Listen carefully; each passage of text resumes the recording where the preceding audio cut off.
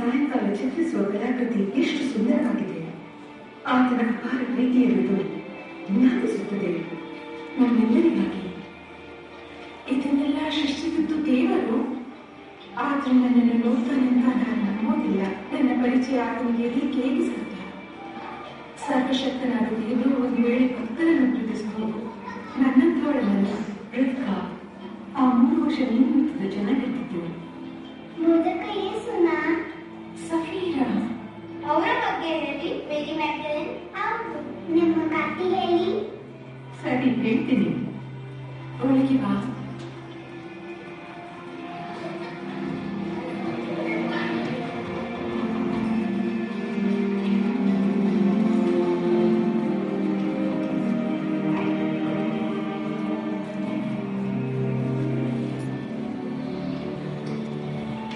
ಸರಿ, ನಾವೀಗ ಮೊದಲಿಂದ ಶುರು ಮಾಡೋಣ. ಯೇಸುವನ್ನು ಯಾವಾಗ ಸಿಕ್ಕಿತು? ಅಲ್ಲ, ಯೇಸುವಿನ ಕಥೆಯನ್ನ ಅರ್ಥ ಮಾಡಿಕೊಂಡು ಆದಿಂದ ಶುರು ಮಾಡಬೇಕಾಗತ್ತೆ. ದೇವರ ವಾಕ್ಯವು ನಮಗೆ ಕಲಿಸಿದ ಹಾಗೆ ಪ್ರಾರಂಭದಲ್ಲಿ ದೇವರು ಭೂಮಿ, ಎಲ್ಲ ಮರಗಳು, ಪ್ರಾಣಿಗಳು, ಸಮುದ್ರದಲ್ಲಿನ ಜೀವಗಳನ್ನೆಲ್ಲ ಸೃಷ್ಟಿಸಿದರು.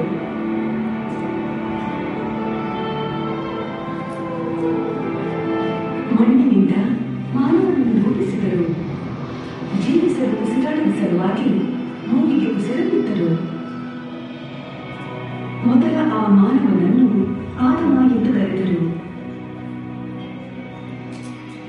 ದೇವರೆಂದರು ಮಾನವ ಒಬ್ಬಂಟಿಗನಾಗಿ ಜೀವಿಸಲಾರ, ಸಹಾಯಕ್ಕಾಗಿ ಸೂಕ್ತ ಸಂಗಾತಿಯನ್ನು ನಿರ್ಮಿಸುವನು. ಈ ರೀತಿ ಅವರು ಆದಮನ ಪಕ್ಕೆಯಿಂದ ಒಂದು ಎರಡನ್ನು ತೆಗೆದು ಅವ್ವ ಎಂಬ ಮಹಿಳೆಯನ್ನು ನಿರ್ಮಿಸಿದರು. ಆತನನ್ನು ಆಳನ್ನು ತಲೆಯಿಂದ ಎರಡನ್ನು ತೆಗೆಯಲಿಲ್ಲ, ತುಂಬಿರಪಡಲೆಂದು ಕಾಲಿಂದ ತೆಗೆಯಲಿಲ್ಲ. ಆತನ ಮಗುಲಲ್ಲಿ ಆತನ ಜೊತೆ ಬದಿಯಲ್ಲೇ ಇರಲೆಂದು, ಆತನಿಂದ ರಕ್ಷಿಸಲ್ಪಡಲೆಂದು, ಹೃದಯದಲ್ಲಿ ಪ್ರೇಯಸಿಯಾಗಿರಲೆಂದು ಈ ರೀತಿ ಮಾಡಿದರು. ಸ್ನೇಹಮಯ ದೇವರು ತನ್ನನ್ನು ಪ್ರತಿಬಿಂಬಿಸುವ ಪುರುಷ ಮತ್ತು ಸ್ತ್ರೀಯನ್ನು ತನ್ನ ಜೊತೆ ಶಾಂತಿಯಿಂದಿರಲೆಂದು ನಿರ್ಮಿಸಿದರು. ಜೊತೆಗೂಡಿ ನಿಸರ್ಗವನ್ನು ಆಳಲೆಂದು ಅಧಿಕಾರ ಕೊಟ್ಟರು. ಆದಮ ಮತ್ತು ಹವ್ವ ದೇವರ ಸನ್ನಿಧಿಯಲ್ಲಿ ಆ ಸುಂದರ ಹೂತೋಟದಲ್ಲಿ ಜೀವಿಸತೊಡಗಿದರು. ಅದೇ ಏನೆಂದು ದೇವರು ಆ ಹೂತೋಟದಲ್ಲಿ ಅವರ ಜೊತೆ ಮಾತಾಡಿದ್ರು, ನಡೆದರು. ಅಲ್ಲಿ ನೋವಿಲ್ಲ, ಒತ್ತಡವಿಲ್ಲ, ಸಾವು ಇಲ್ಲ. ದೇವರು ಆದಮನಿಗೆ ಹೇಳಿದರು, ನೀವು ಒಳಿತು ಮತ್ತು ಕೆಡುಕಿನ ಜ್ಞಾನವಿರುವ ಆ ಒಂದು ಮರವನ್ನು ಬಿಟ್ಟು ಇನ್ನಾವ ಮರದ ಫಲವನ್ನು ಸೇವಿಸಬಹುದು. ಹೂತೋಟದಲ್ಲಿನ ಆ ಮರದ ಫಲವನ್ನು ತಿಂದರೆ ನೀವು ಸಾವನ್ನಪ್ಪುವಿರಿ.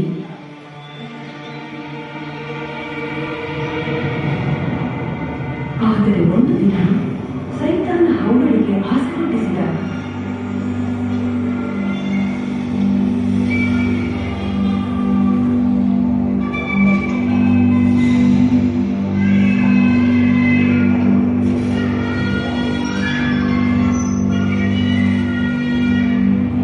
ಆಕೆ ಅದರ ಫಲವನ್ನು ಕೊಯ್ದು ಕಚ್ಚಿ ತಿಂದನು. ಆಕೆ ಸ್ವಲ್ಪ ತನ್ನ ಪತಿಗೂ ಇಟ್ಟನು. ಆಕೆಯ ಜೊತೆ ಆತನು ಸೇವಿಸಿದ.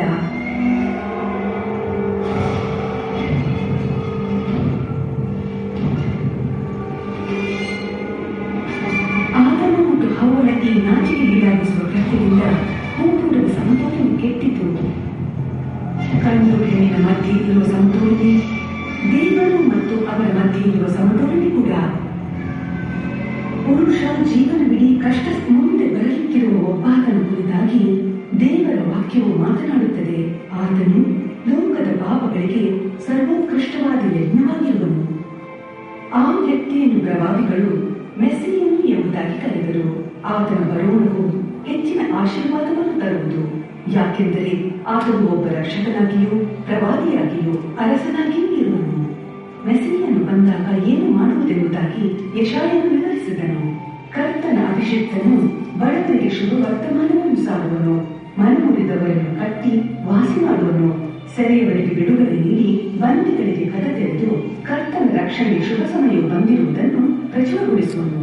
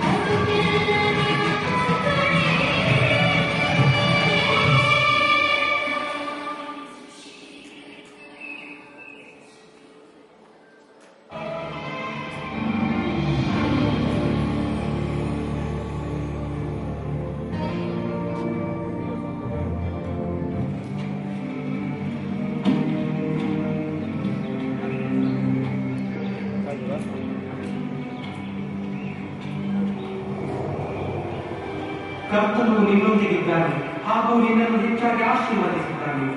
ಮರಿಯಳೇ, ಹೆದರಬೇಡ, ನಿನಗೆ ದೇವರ ದಯೆ ದೊರೆತಿದೆ. ನೀನು ಗರ್ಭಿಣಿಯಾಗಿ ಒಬ್ಬ ಮಗನನ್ನು ಹೆರುವಿ, ಆತನಿಗೆ ಯೇಸುವೆಂದು ಹೆಸರಿಡಲಿ. ನಾನು ಕನ್ಯೆಯಾಗಿದ್ದೇನಲ್ಲ, ಇದು ಹೇಗಾದೀತು? ನಿನ್ನ ಮೇಲೆ ಪವಿತ್ರಾತ್ಮವು ಬರುವುದು, ಪರಸ್ಪರನ ಶಕ್ತಿಯ ನೆರವು ನಿನ್ನ ಮೇಲೆ ಬೀಳುವುದು. ನಿನ್ನಲ್ಲಿ ಹುಟ್ಟುವ ಆ ಪವಿತ್ರ ಶಿಶು ಮಹಾಪುರುಷನಾಗಿ ಪರಸ್ಪರನ ಕುಮಾರನೆನಿಸಿಕೊಳ್ಳುವುದು. ಯಾಕೆಂದರೆ ದೇವರಿಗೆ ಅಸಾಧ್ಯವಾದದ್ದು ಯಾವುದೂ ಇಲ್ಲ. ನಾನು ಕರ್ತನ ದಾಸಿ, ನಿನ್ನ ಮಾತಿನಂತೆ ನನಗಾಗಲಿ.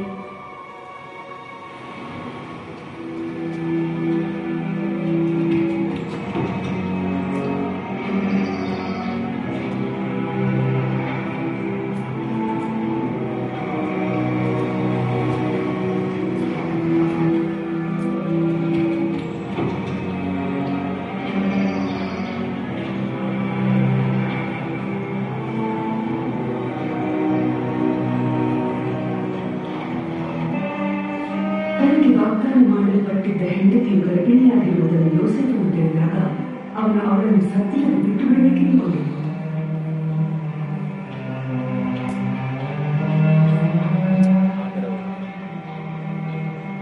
ಆದರೆ ದೇವರು ಯೋಸೇಫನ ಕನಸಿನಲ್ಲಿ ಒಬ್ಬ ದೇವದೂತನನ್ನು ಕಳಿಸಿಕೊಟ್ಟನು. ನಿನ್ನ ಹೆಂಡತಿಯಾದ ಮರಿಯಳನ್ನು ಸೇರಿಸಿಕೊಳ್ಳಲು ಬೇಡ. ಆಕೆಯ ಗರ್ಭವು ಪವಿತ್ರಾತ್ಮದಿಂದ ಆದದ್ದು. ಆಕೆಯ ಒಬ್ಬ ಮಗನನ್ನು ಹಡೆಯುವಳು. ನೀನು ಆತನಿಗೆ ಯೇಸು ಎಂದು ಹೆಸರಿಡಬೇಕು. ಯಾಕೆಂದರೆ ಆತನೇ ತನ್ನ ಜನರನ್ನು ಅವರ ಪಾಪಗಳಿಂದ ಬಿಡಿಸಿ ಕಾಯುವನು.